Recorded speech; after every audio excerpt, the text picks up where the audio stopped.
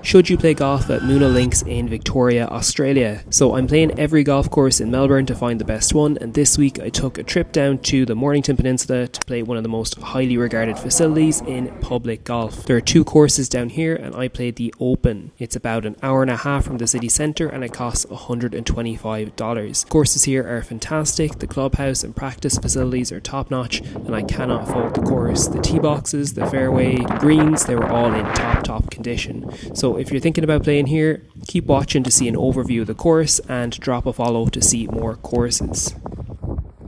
Hole 1 is a tough place to start, especially if there's a bit of wind. It's a dogleg left, so I hit a draw over the right hand bunker and had a scary chip over the greenside bunker onto a raised green. It's obviously better to be long than short here. I couldn't risk chipping back because it might roll off the far side, but I was happy enough here with a bogey to start. Dogleg right here, so I aimed over the bunker again and left myself in a decent position. I probably could have been a bit more aggressive with the drive, which is probably why I decided to take on the bunkers from here. It came off pretty well and I chipped blind to within putting range. I was raging with my putting here, but it takes a few holes to get a read of the greens.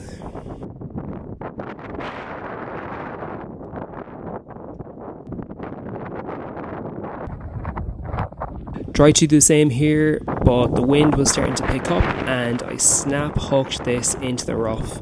It wasn't terrible and I hit my 3-wood pretty clean from here. It was a bit short, but in a decent area. I clipped it onto the green and misread this first putt completely, and I end up going 3 over through 3.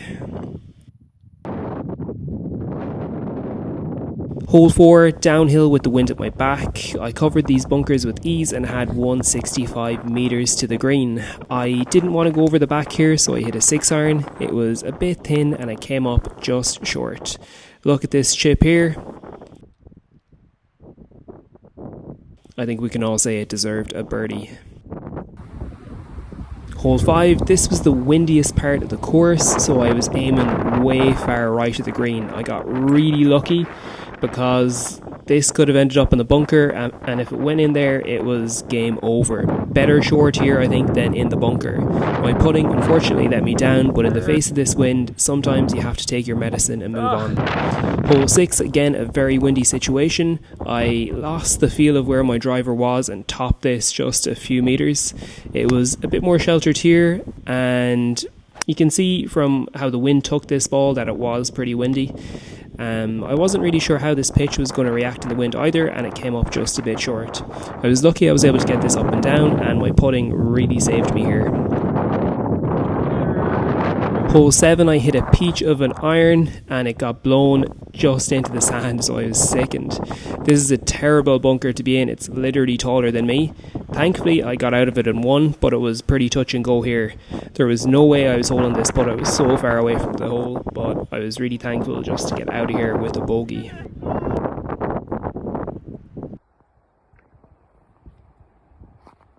I'm about to finish out a very scenic front nine here. Hole 8. Don't pull your drive left because there's a good chance you might lose it. Thankfully I found mine. All I could do was keep it low and whip it out. My pitch hit the green and I could potentially have saved par here.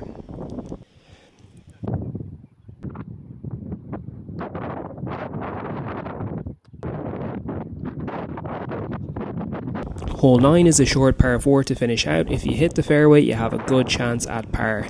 But it's a bit of a blind approach onto a raised green, so it's best to go long, but probably not too long like all of us ended up. This is where your chipping comes in. Can you get it up and down? And thankfully I could here.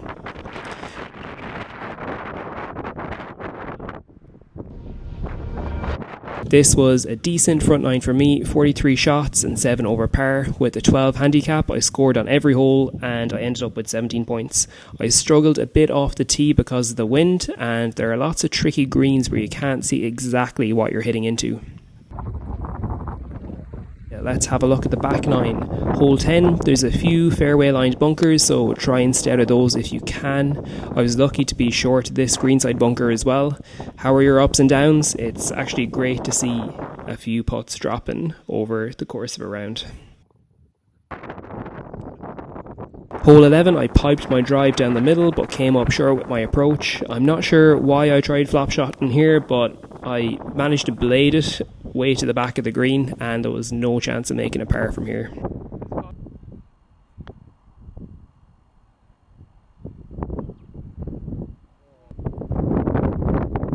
Hole 12 is a tricky drive because there are bunkers in the 230 metre landing zone, so you either need to cover them, come up short or split them. I hit my best drive of the day to clear them and it left me with a decent birdie chance.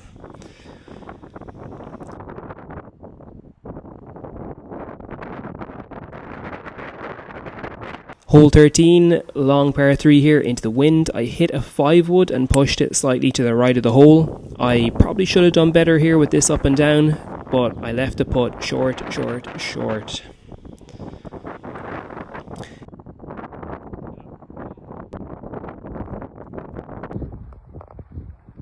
This is a bad look here because I completely topped this drive. I had to pull out the 3-wood and I didn't exactly catch it too clean either.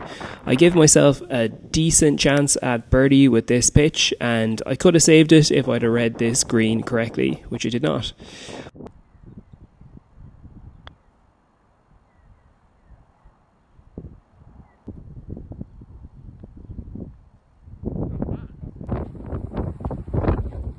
Hole 15, I redeemed myself on this hole and managed to hit the middle of the fairway. It's a par 5 and I nearly made it to the green in 2.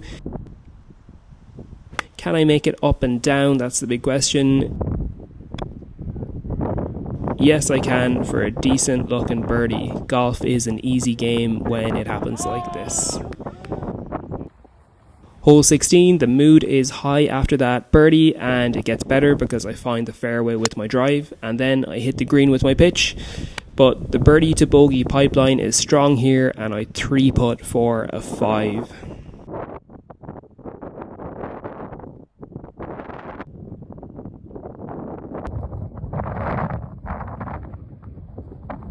The weather is threatening to take a turn and we're rushing to get in before it starts to lash down. Hole 17 is a long par 3 onto a raised green, slightly downhill. Wind at our backs, but you can't be short here. There's a crevasse that if you go in there, you're never going out of it, so don't land it short. I go long and I have a long putt for birdie.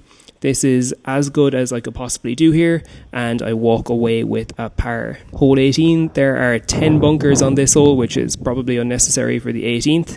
I'm rushing to get back to the clubhouse before the rain and I push this drive so far right that it misses the rough and ends up in the cart path. You can see it's starting to come down now and if I was concentrating a bit more I probably could have 2 or even 3 putted and saved myself a few shots here, but my head was gone. I was thinking about getting back into the clubhouse for a cup of coffee. Bad finish. Get in. It was a decent back nine here. I was 6 over par with 41 shots and 19 points on the back nine. Overall, I had 36 points and shot 13 over on the day in tricky weather conditions, which I was pretty happy about. So should you play at Moonah Links? Yeah, this is a must-play course in Melbourne. The facilities are top-notch. The course is immaculate, and there aren't many public courses that are as good as this. There probably aren't that many private courses that are as good as this either. So, look, it's not cheap, but sometimes you get what you pay for, and I would definitely say that it's worth a spin down the peninsula to play here.